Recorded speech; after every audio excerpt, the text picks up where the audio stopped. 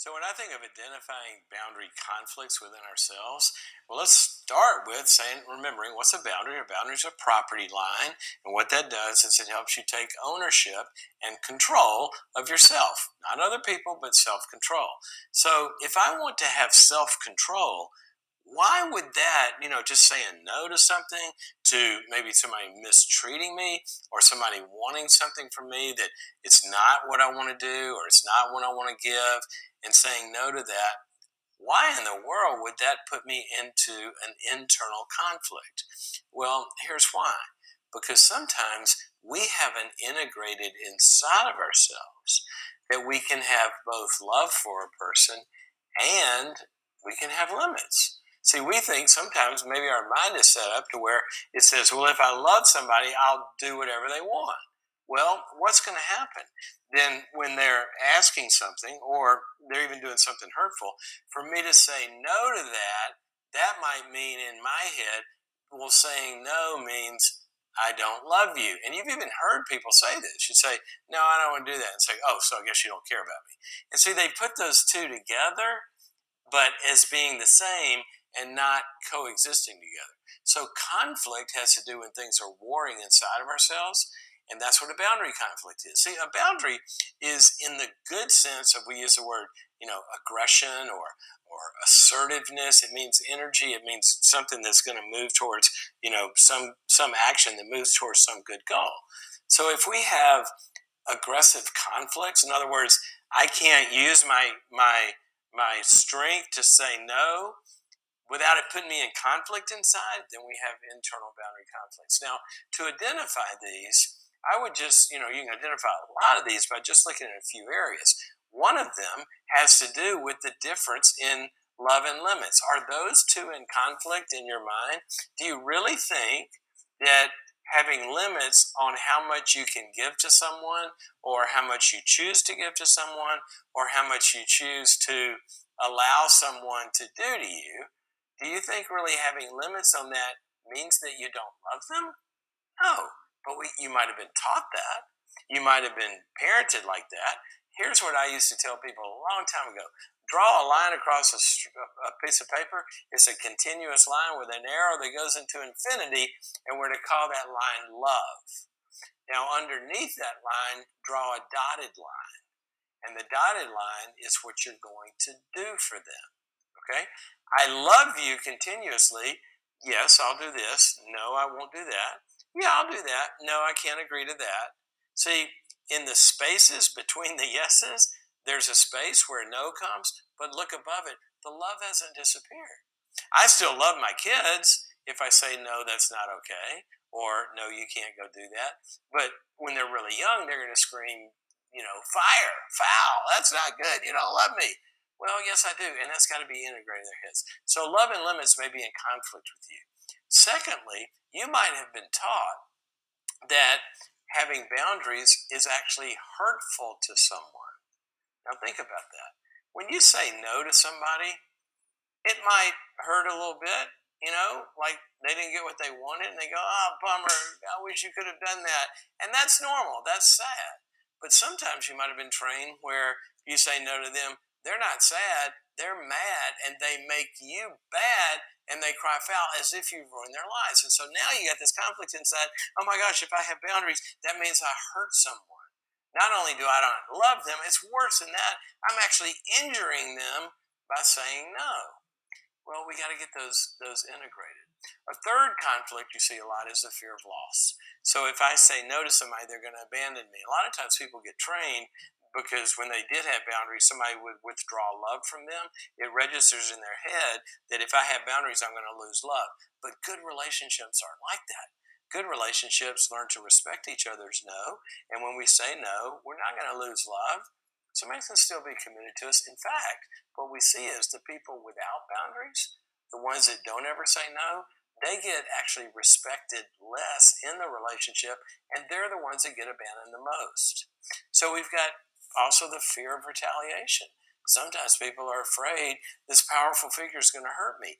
Now, in some instances, that might be true, but that doesn't mean you don't have boundaries. That means you take protective steps. You go to a shelter And that's your way of saying no, because there should be, some fear involved, because you should be afraid because this person might actually hurt you. But a lot of times that gets in our head just as a conflict. So we've got fear of not being loving, we've got fear of hurting someone, we got fear of depriving somebody, we got fear of making somebody feel bad, and also we have guilt conflicts inside that we feel like, well, it's selfish or you're being selfish. It's not selfish to say no. It's selfish to never say yes. Our whole life is self-centered just to please me. That's selfishness. But to say yes to some things and no to some things, so that's not selfish. So identify these conflicts. What are you afraid of? Loss of love, retaliation, guilt, shame. Being internally judged, being losing love on the outside. Find the fear, then you'll find the conflict, and then you have some rewiring to do.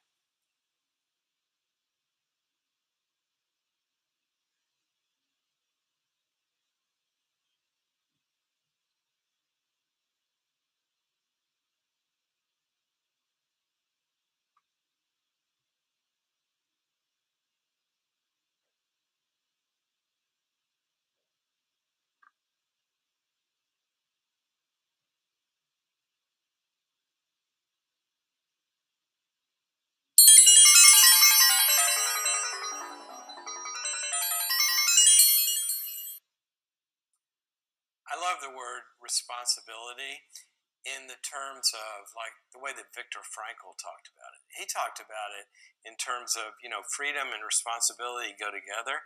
And we always talk about being free from something, and that's a great thing. But the other side of freedom is his term was responsibleness. In other words, it wasn't a duty. Responsibility is not a duty. Responsibility is a way of being in the world. It's actually one of the most powerful words that we can ever embrace, because what it really means is that I take ownership of something. If I'm responsible, forget fault. See, responsibility is not about fault or non fault. Sometimes we might not be at fault, but we'll take responsibility. That empowers us. Responsibility is one of the most empowering concepts there is. And what boundaries do is boundaries define what I am responsible for, what I am going to be empowered to take ownership of, and what I'm free to take ownership of. Now, we could turn that into a duty. Well, you have to take responsibility. Well, yeah, someday maybe, but a lot of people don't. A lot of people don't take ownership of their lives, and they suffer the consequences in the lack of freedom in their lives. See, if something's going on with me, like for example, let's say that somebody comes on the sidewalk and I'm walking along and they trip me, right, and I fall down and I break my ankle. I'm not responsible for what they did to me. I'm a victim, all right? But I'm the one with a broken leg. Now, I could go to the court system and hopefully, they'd have to pay something, but I've got to take ownership of, I got to call the attorney, right? But past that, if I've been hurt, I'm the one with a broken leg. So who gets to go to the rehab? They're not going to go for me. I've got to go heal. Now, a lot of times in life, bad stuff happens to us that's not our fault. And hopefully, justice says that we can rectify some things on the outside. But ultimately, I've still got to do the healing. If I catch a virus, or a bacteria or whatever, that came from the outside. But my immune system, I hope my immune system is responsive. Responsibility takes ownership. Hey, that virus now, that bacteria, it's on my property. I'm going to deal with it. So responsibility is empowering. If I'm born into some situation, I didn't cause that, but I've got to take ownership of my life and say, how am I going to respond to these determinants? How am I going to respond to the card I've been dealt? And in different areas of life, different people have a lot of different things they have to respond to. Some people, they don't want to take responsibility or the ability to respond because they're still stuck in the fact that, well, I didn't cause this. I know you didn't cause it. I know. That's what, and empathy and understanding and all of that is for. And we need love and support from others. But at the same time, it's my ankle that's broken. So I've got to do the exercises and I got to seek help from the outside. So responsibility, when we take ownership of our situation, not that we caused it, but we take ownership of what can I do to respond to how this person's making me feel. Well, can I begin to work on what I believe about that? Can I begin to work on developing boundaries that I'm not going to allow that to happen again? Can I begin to work on how I'm going to use that experience and learn something from it and prevent it from happening to me or other people? I might become a crusader to help this never happen to somebody else. See, responsibility means, look, this is my life. It happened to me. It's happening with me. It's happening in me. I am going to take control of what's in my circle. That's all I can do is control my side of it. Somebody's hurtful. What does responsibility and boundaries say? It means I'm not the one hurting me, but I can take responsibility for this hurts and I can start setting boundaries and saying no, calling the police, moving away, whatever it is I need to do. I'm not causing it, but I can respond. Responsibility is responding.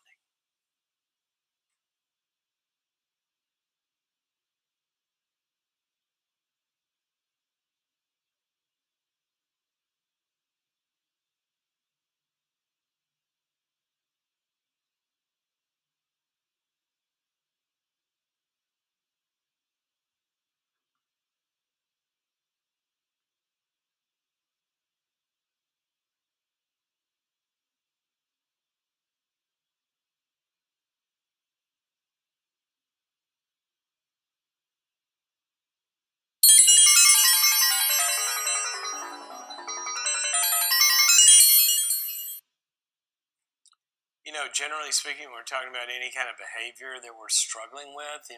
We're doing something we don't want to do, or we're doing too much of something that might be good to do, like eating, for example, or partying, or recreating instead of working. We can't say no to ourselves. Boundaries are no work, right? So to have a property line is about self control.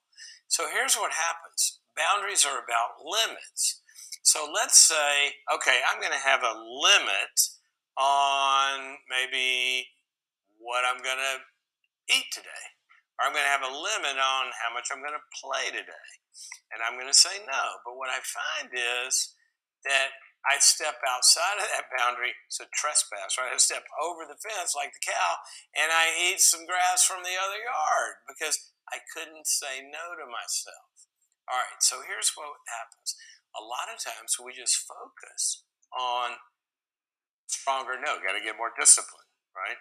Can't do that. Sometimes we might have accountability holding us to it, but there's more than that. Remember, you are a system, a living system that has needs. These are human needs, just like a plant has the need for water, the need for minerals, the need for sunlight, the need for stability of the ground underneath it.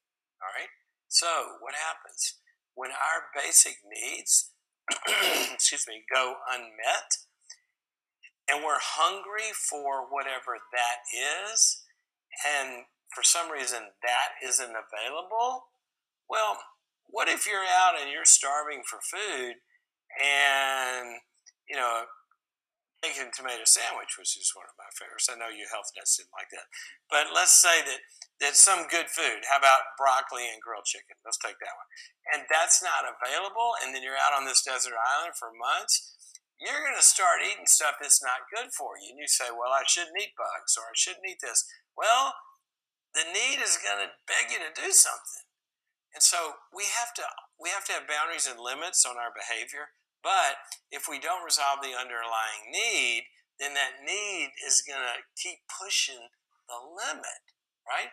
That's why you look at like adolescents, for example, that act out sometimes, and they're doing destructive things, looking for love in the wrong places or taking drugs, and we start to look at that, and you find out, well, there might be an emptiness driving that because they don't have any love.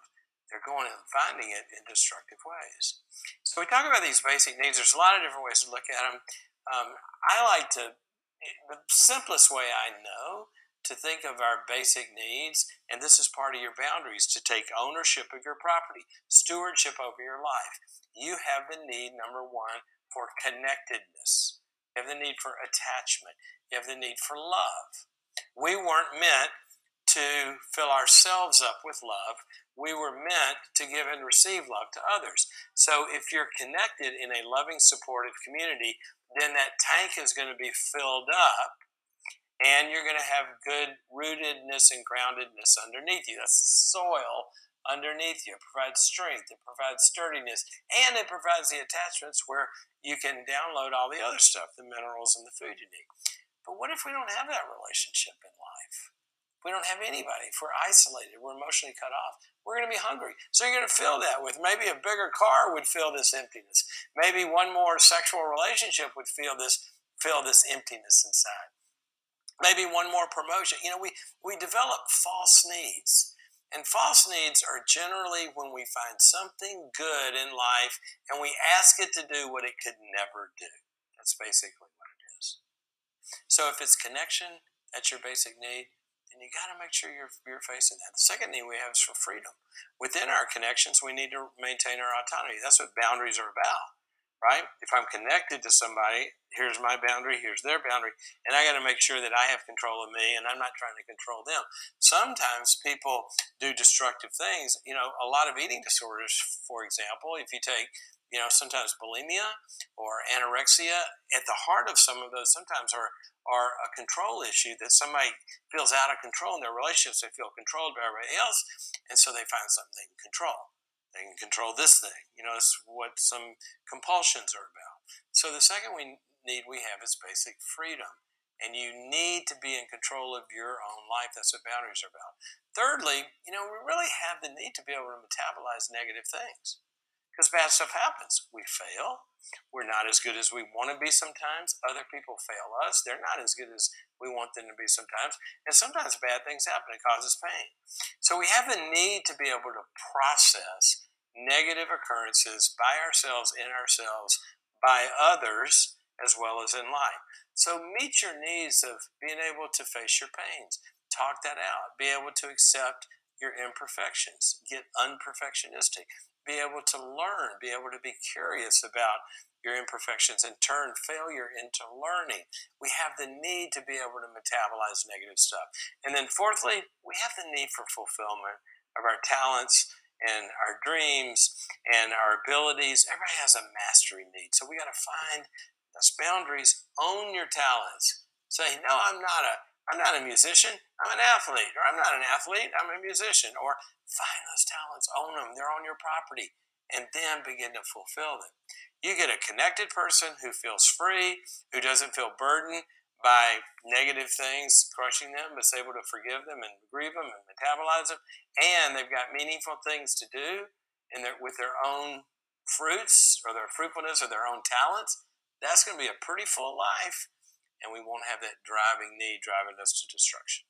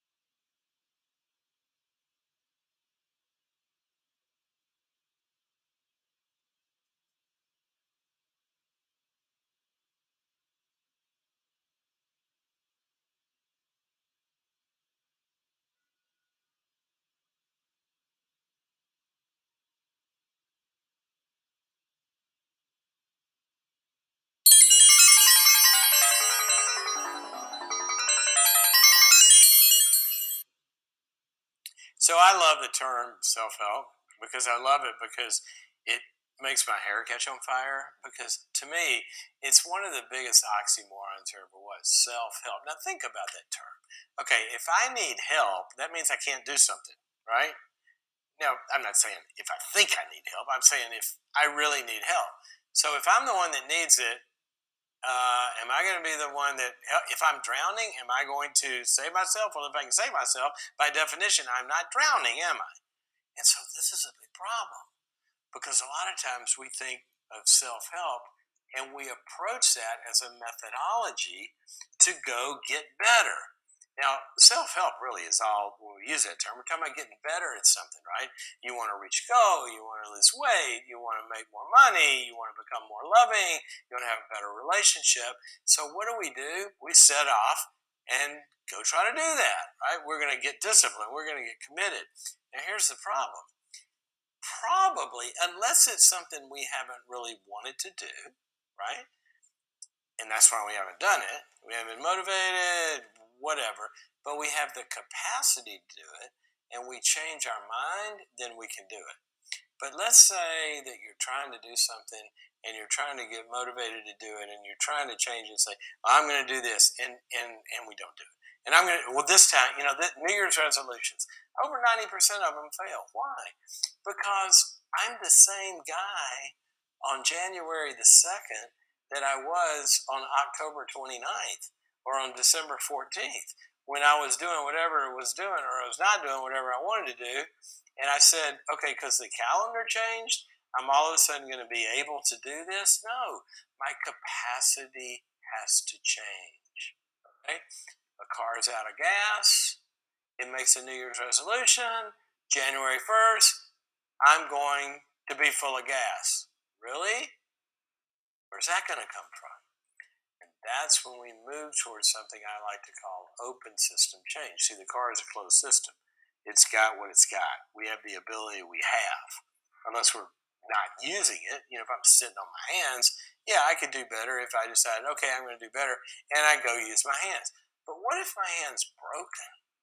See, to try to use willpower to change myself when I got a broken hand, what I need to use my quote willpower to do is to be willing to open up to outside sources of two things: energy.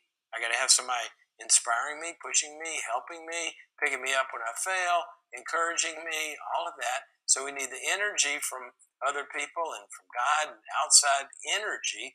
And the second thing is intelligence. So you just have a rah-rah group of yo-yos that don't know anything about gasoline or don't know how to fill up a tank or don't even have any gasoline. Just because they're cheering me on and supporting me, that's not going to help the car.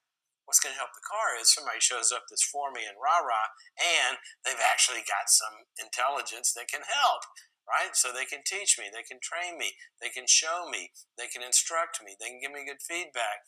So we need help from the outside, and we need some wisdom that the help is bringing with them so they actually know what they're doing. Okay? Look at it this way. Take a toddler. Leave them in the, now, I'm not suggesting you do this. This is a metaphor or analogy. Don't try this at home. But what if you left your toddler, say, you're away from the week for the weekend, your house is messy, leave the toddlers, see you on Monday. When we come back, I want you to have cleaned up the house. Really? What's that house going to look like on Monday? In that closed system, just the toddler, it's not going to be better. But open system, Super Nanny shows up. Super Nanny brings a couple of things: energy. Okay, guys, we're going to do this, but also brings some intelligence, some structure, some coaching. So wherever you are, don't try to do it out of willpower. It's why New Year's resolutions fail. Open yourself up. I love the thought of opening myself up to God, His energy and support and intelligence, right? And wisdom from people and the support. You need coaching and some. Go to somebody who's going to be energetic and help you, and they know something about what you're trying to do. Energy, intelligence from the outside makes us get better.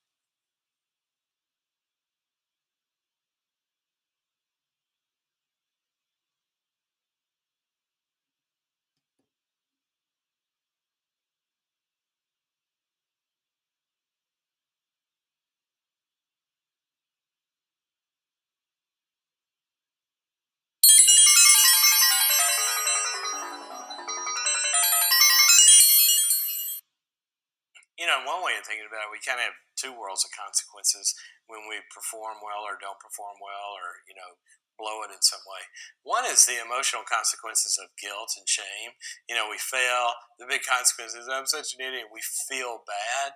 Well, you know what? Feeling bad really doesn't change anything. Feeling bad is feeling bad about whatever happened. That's not change. It might motivate you for a second to not do that again or whatever, but it doesn't really create lasting change. On the other side, we can go to real consequences, and we can begin to look at what's that costing me? What's that costing me? And when we get a grip on that, that begins to motivate us because it begins to get into our, losing things or gaining things kind of orientation in life. So, for example, taking a relationship. Let's say that you're in a relationship, whatever it is, and the other person on the other side of the relationship wants you to, do certain things or not do certain things, and then you do them or don't do them, and then the consequences of that, you get yelled at or you feel really bad. They tell you, oh, I'm such an idiot, this that, and the other, and then you're trying to ward that off, or it's kind of all about the guilt or the anger or whatever it is. That doesn't help anything.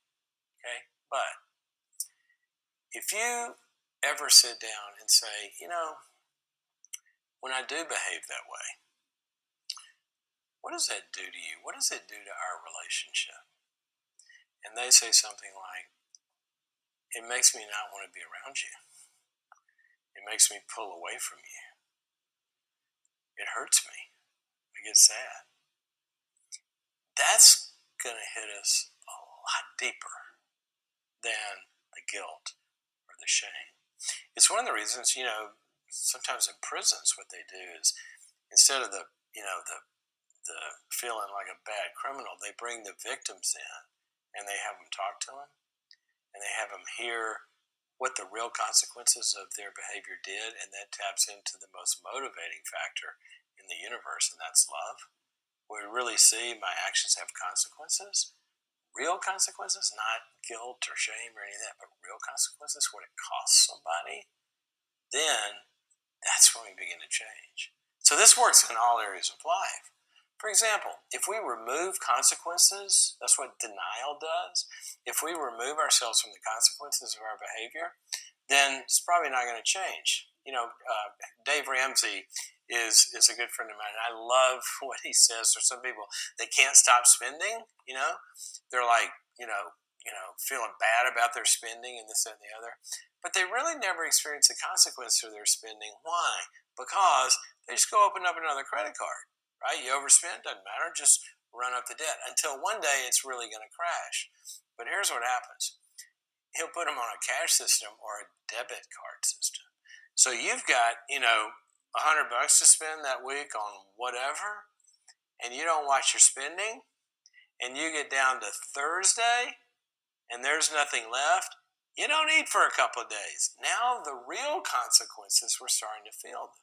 So one of the things we've got to do about our boundaries is to figure out through relationships and feedback and other systems, how do I experience the real consequences of my behavior? If you're chronically late, tell the people that I'm trying to get better at being late, and could you guys, the next time I'm late to this meeting that I really need to be at, next time I'm late, why don't you guys leave and go to another place in the building and start without me? Now I missed it. See, now I'm into reality. But a lot of times in our relationships, we don't have reality consequences, so we don't ever feel it. Get out of guilt, get into reality. That'll take you down a path of having ownership of what's on your boundaries and taking responsibility for our feelings, attitudes, behaviors, choices, all of that stuff.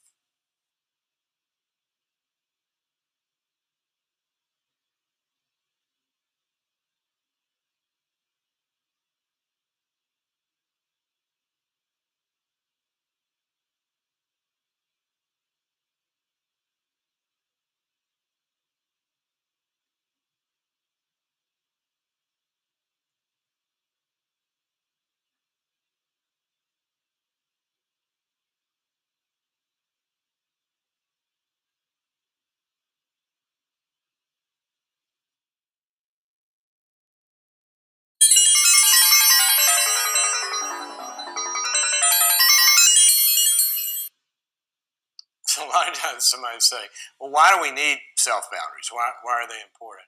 Well, because I'm going to let you know a little bit of secret here. Some people don't know this. You probably do because you're smart. There's this thing called reality, right? And reality is the ultimate boundary. And we will bump into it. We're going to bump into it at some point. Some people might not have self boundaries on controlling their tongue. Watching what they say to people and having some unexpressed thoughts. You're going to say something hurtful, saying self boundary, saying no, I'm not going to say that. They don't have that self boundary. But what they do is they have a relationship where they're constantly criticizing somebody or getting angry or hammering them. At some point, they come home to an empty house.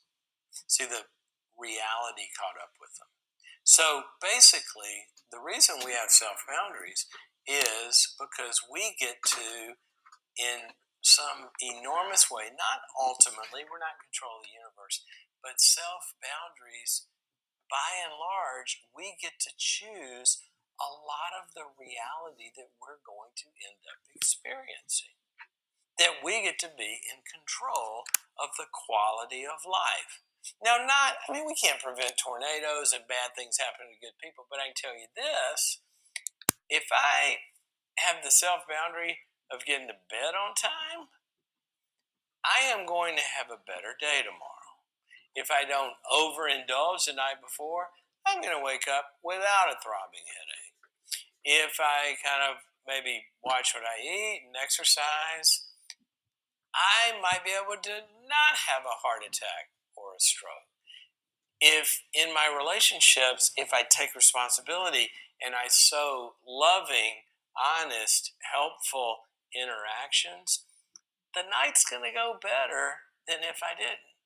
So self boundaries are this gift of self control that ties into this law in the universe called sowing and reaping.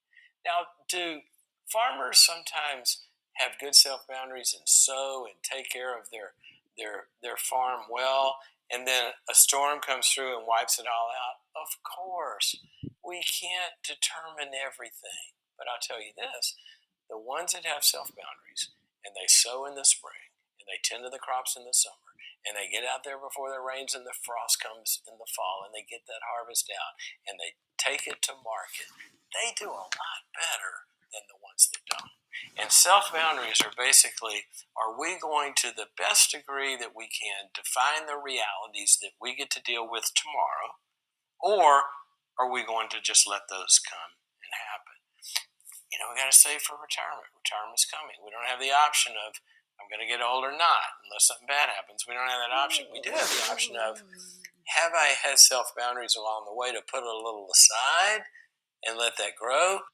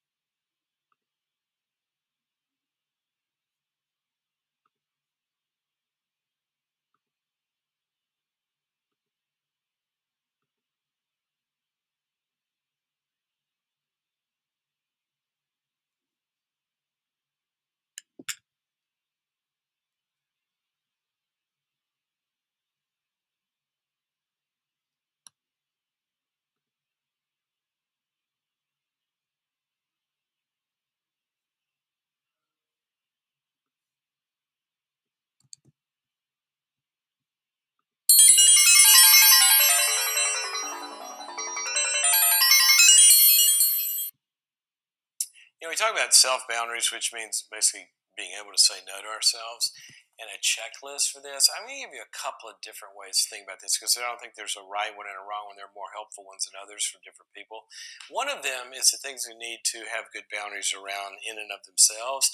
And I want to just give you a quick list: your feelings, your attitudes, your behaviors, your choices, your limits, your thoughts, your talents, and your desires. Basically, your loves. Now, that's a list. Now, what do I mean by that? If you wrote that list down of those 8 things or so, and you said, how well am I saying no to my feelings? First of all, do I have destructive feelings that I need to get a grip on? Am I finding myself feeling hatred a lot, or resentment, or envy, or these feelings that really are a problem? I mean, boundaries are about property. If I got weeds and mold growing on my property, that's what toxic feelings are about. We don't want to let that grow. We got to limit those. Got to go in and do some weeding, or attitudes, or behaviors. You notice there's some thoughts that I need to set some limits on. I got to stop thinking that. I got to stop that behavior. Find a way to stop that behavior. Or I got some desires that are out of check. See, boundaries are property. What are we allowing to grow in our yard? Because it's going to give fruit, right? So whatever's allowed to grow that we don't say no to, you know what? I don't want that weed. I don't want that poison. I don't want that, or that excess. That's a pretty good list to start with. Okay, I remember I was working with a couple one time, or starting to work with one, and the man or the wife said, "Well, we just need to learn to communicate better. I want you to help us with our communication." I go, "Okay." So I listened to him for a while. I said, "Stop it, guys. You don't need communication help. There is no good way to say, 'I hate you, you blankety blank blank.' You don't need to learn to communicate that better. What you need to do is get the hatred and contempt out of your heart for this person and replace it with love." So boundaries are a lot more than techniques. It's about taking ownership. These self boundaries. What's growing on this farm we call our soul? What's in our heart? Because that's what the fruit's going to be. Okay, now that's one way of looking at it. Let me give you another one, which is more context. 3 areas. Clinically, how do you feel? What's going on in life that's affecting you clinically? Is there fear that you need to say, no, I'm not going to let this fear rule my life. I'm going to say no to that, and I'm going to take some active steps to begin to deal with this. Or is it a mood? Is it depression? Or is it a health issue? Is it anxiety? Is it an addiction? So look at this clinical context. Now there's feelings, attitudes, behaviors, choices, limits, loves, talents, thoughts, and all that go into that. But this is the area of life. Clinically, how am I doing in that area? Area number 2, relationally. There are things going on in relationships that I need to begin to say no to and have better boundaries. And then the third area is performance. Are you reaching your goals? Are you owning your talents? Have you owned your talents, but you're not really putting them to use to reach a goal, to take ownership of that, to say no to allowing that to continue to stagnate? Okay? So we've said 2 things. Things we need to have good boundaries around: feelings, attitudes, thoughts, all that. Areas of life that we need to focus on to have good boundaries. Try that.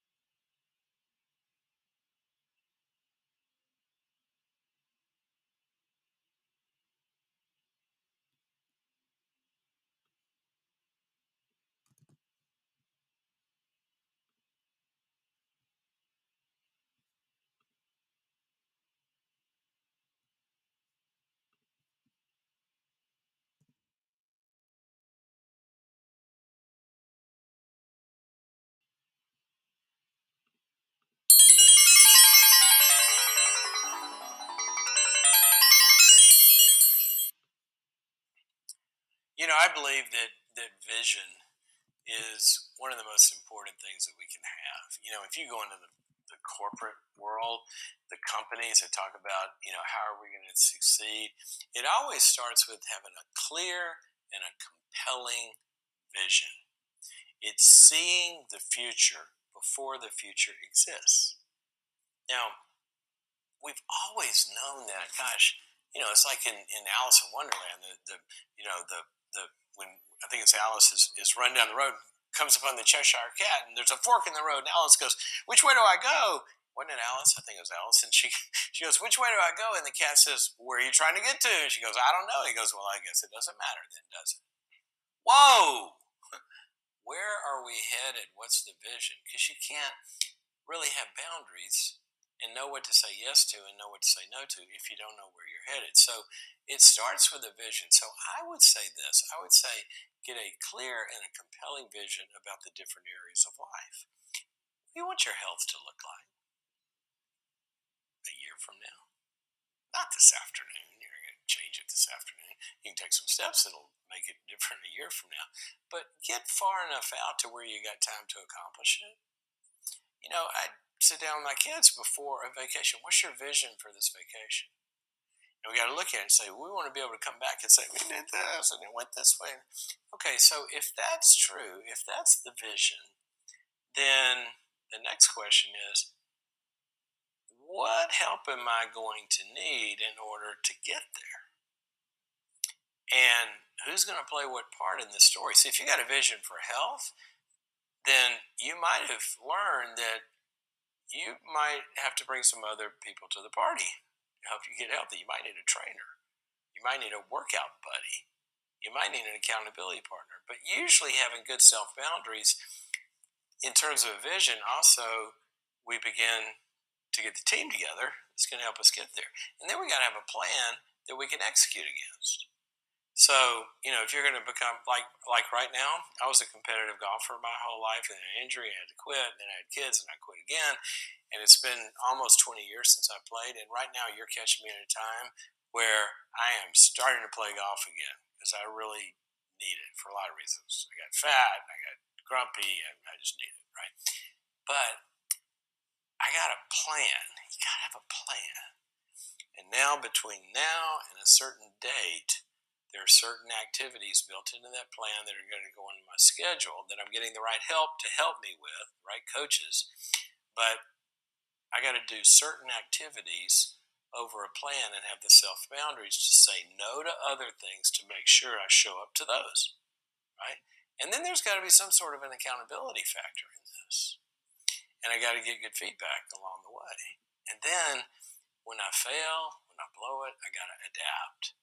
So boundaries are about self-regulation. They're about having this vision for, it's your property, it's your life. So your health, your relationships, what's the vision for your relationships and for your performance? What goals do you have?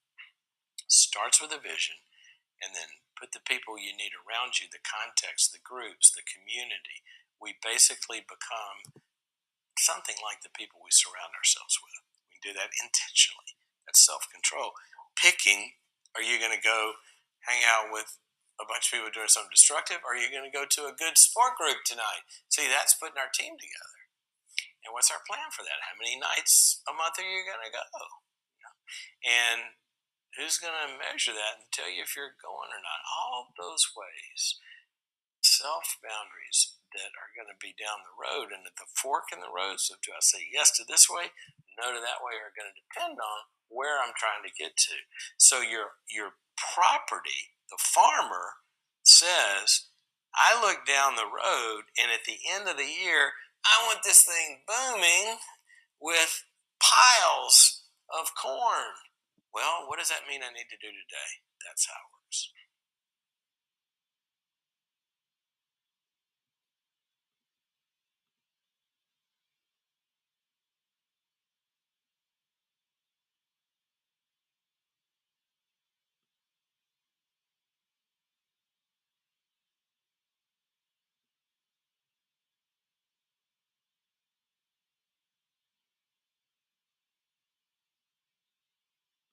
This guided meditation will help you calmly reflect on your boundaries.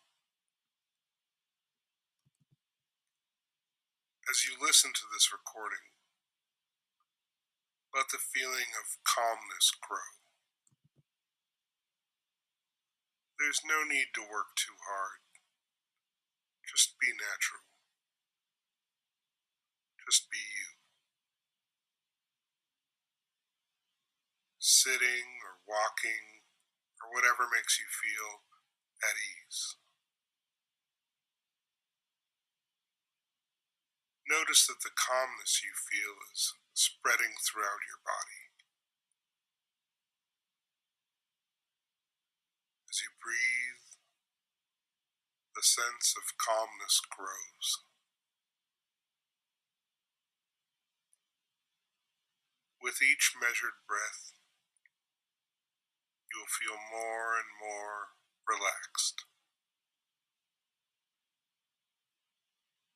Right now, all you're doing is observing your own breathing. You can feel your breath in your stomach. You can feel the falling and rising of your chest. Take a deep breath in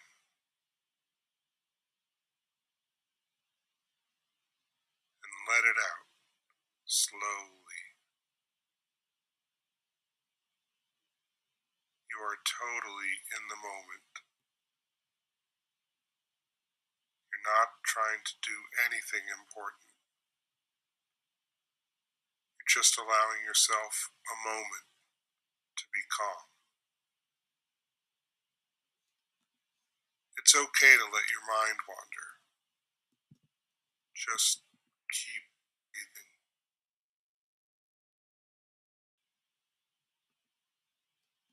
You're still completely calm.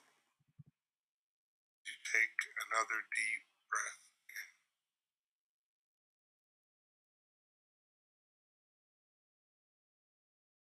You breathe out. Think about how having healthy boundaries can make you feel more at peace.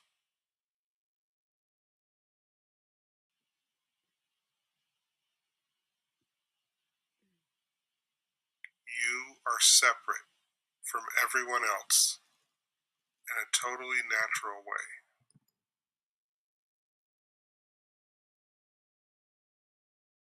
The people that you love and care about are their own people too.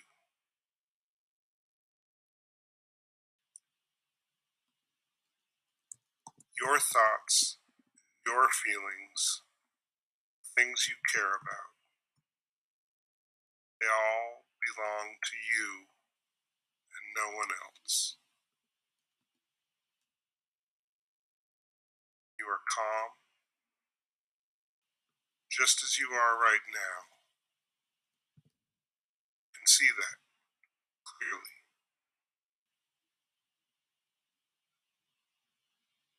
When you take a deep breath in, then take a few seconds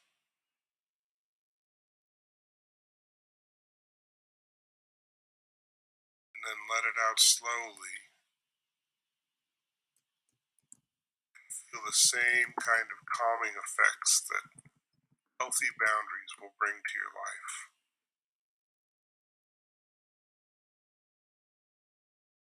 It's okay to love someone and have some limits on what you will do for them.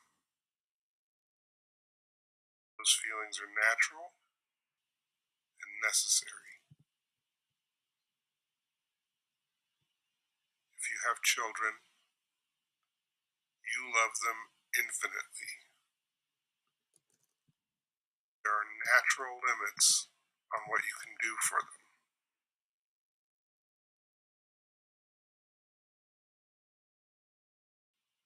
When you understand that your boundaries are as much a part of you as your skin, your hair, or your breathing, you'll feel calm.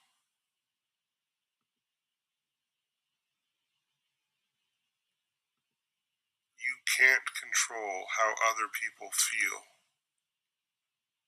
or how they act.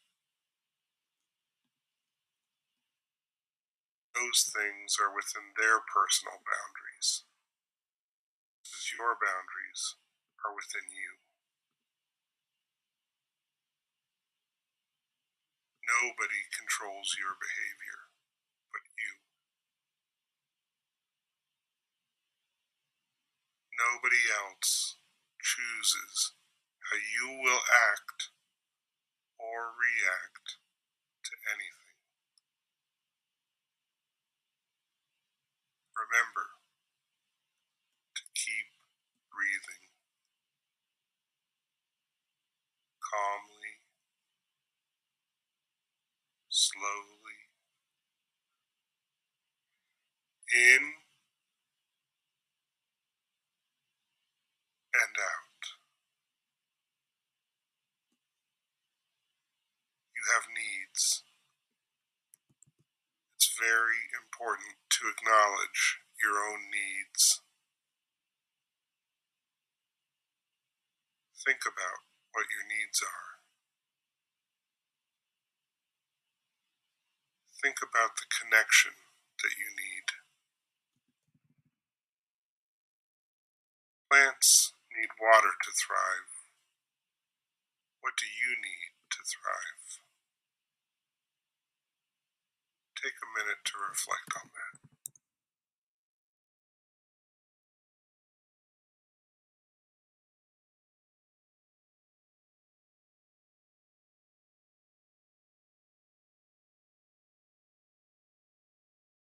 Have a deep, abiding need for attachment. Where is that attachment coming from?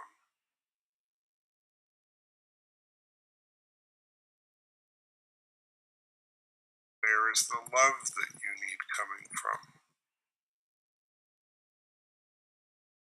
These are needs that you cannot meet on your own. Those needs being met,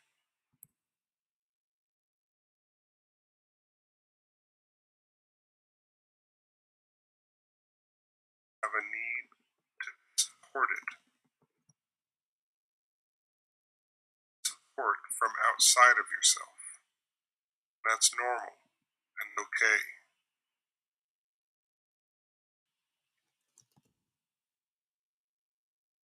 Give it to you. They know that you need support.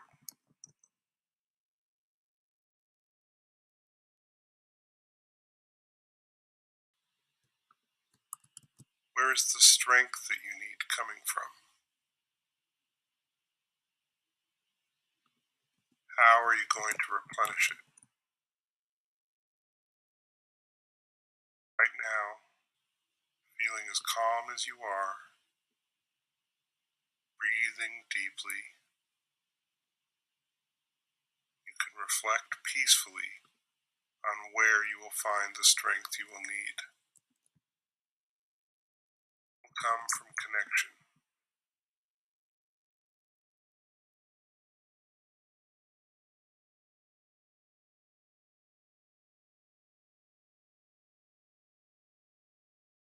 Know that you have to find a real source of love,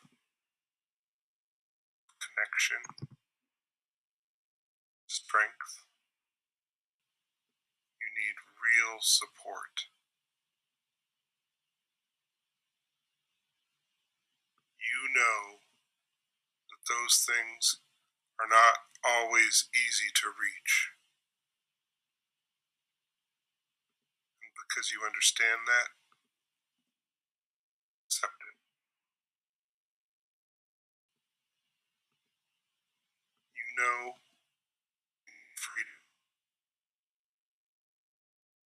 to be your own person, to have control of yourself.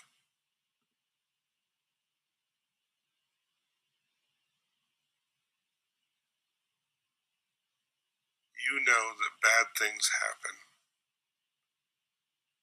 and that is natural. You know that you need to be able to handle negative things in a healthy way. You accept that you can't control everything.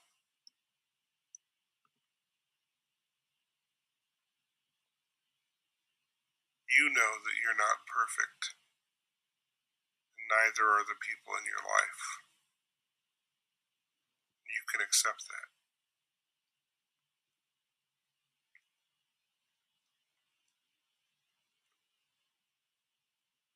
You have a need to use your talents. It's important to honor your talents, to recognize them, and to use them.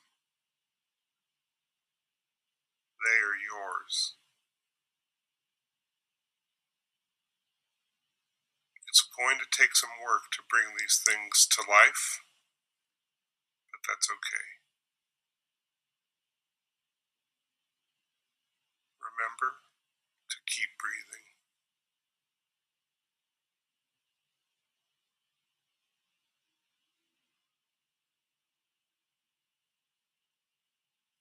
All of our actions have consequences. Some are good, some are bad, and some are neutral. People do their best when they recognize that consequences are a part of life, a natural part of everything we do. When things don't work out, consequences can teach us where we went wrong. When we do something bad in a relationship, it makes the other person feel something. The same way that when you are hurt, or when someone does something nice, you feel it.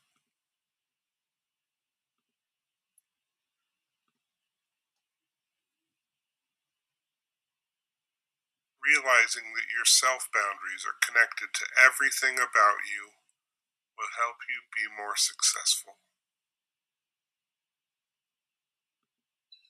Practicing the things you have learned will improve your life.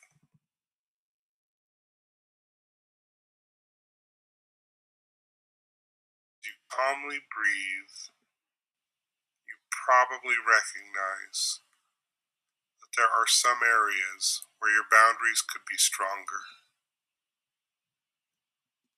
And now that you know that, you can do something about it.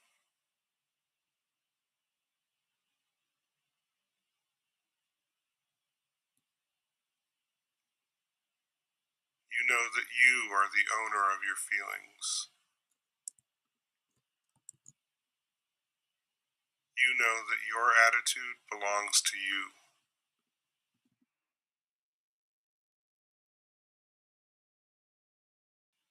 You know that you are the one who decides how you will behave.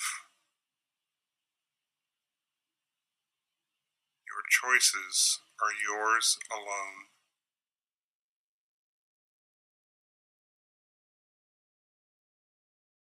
Your limits are real.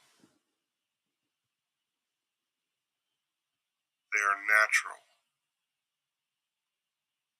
but they have to be communicated in order to be understood. Your thoughts belong to you. Some are good, some are bad. They all pass. You don't have to hold on to any of them.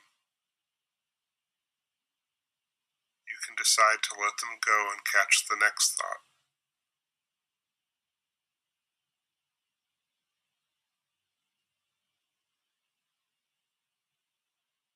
You know that your talents have to be used, and that only you can put them to use.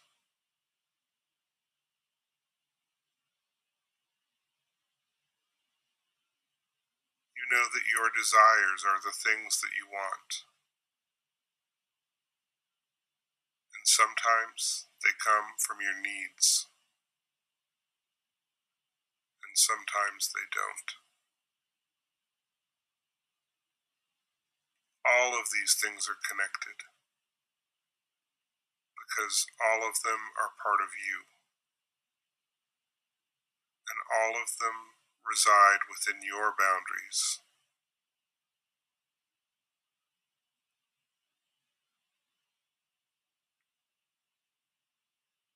Focus on your breathing again.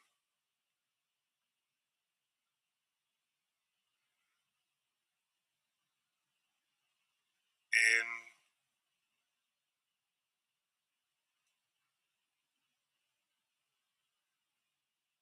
and out. Take a deep breath in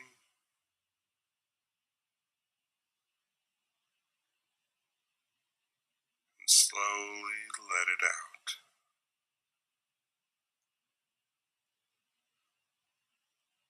Whether you're sitting or walking or doing whatever makes you feel at ease, your feelings of calmness are allowing you to see things clearly. Take a moment to notice where you are right now, to be present in the place where you are.